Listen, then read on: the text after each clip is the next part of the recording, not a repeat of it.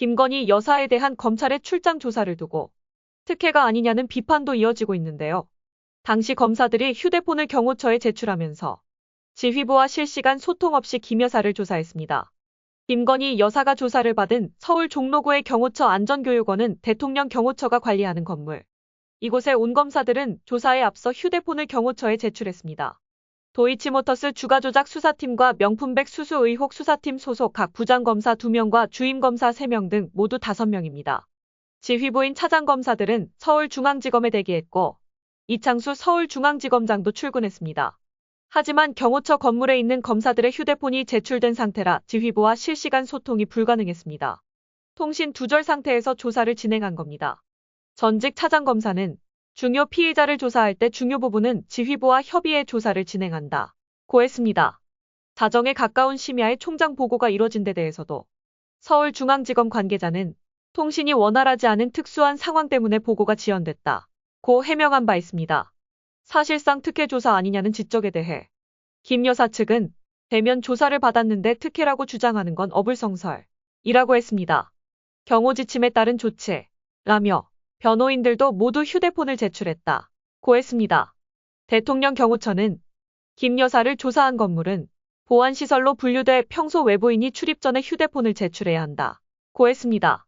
하지만 김 여사는 경호 대상이라 휴대폰을 제출하지 않은 것으로 알려졌습니다.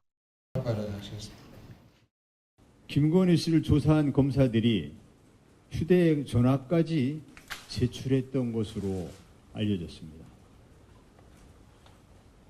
검사가 휴대전화를 제출받은 게 아니라 본인들의 휴대전화를 제출했던 것으로 이렇게 알려졌습니다. 조사 사실이 외부로 노출되면 조사를 계속 받기 어렵다는 김건희 씨 요청 때문이라고 합니다. 요청인지 명령인지 검사가 휴대폰을 제출하고 조사하는 건 참 듣도 보도 못한 난생 처음 있는 일입니다.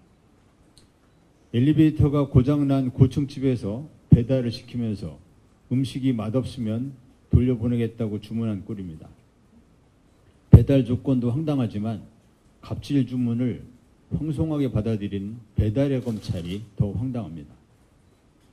피의자가 검찰의 조사 장소와 시간을 정하고 조사 중단까지 임의적으로 선택했습니다. 국가가 한 사람 앞에서 머리를 조아렸습니다. 검찰의 치욕이 아니라 법치주의 국가 대한민국의 치욕입니다.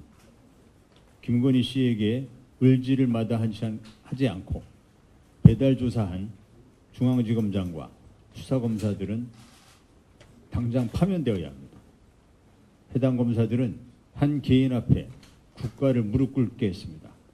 파면과 함께 형사처벌도 받아야 할 것입니다.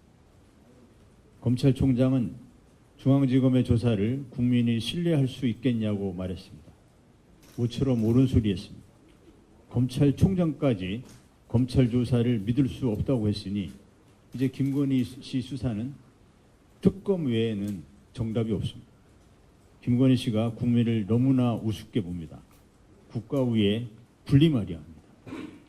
여당도 대한민국의 정당이라면 이제 김건희 종합특검을 거부할 수 없게 됐습니다. 국민의힘이 김건희 종합특검을 거부하는 것은 국가 위에 존재하는 개입, 특권 계급을 인정한다는 뜻입니다. 이상입니다.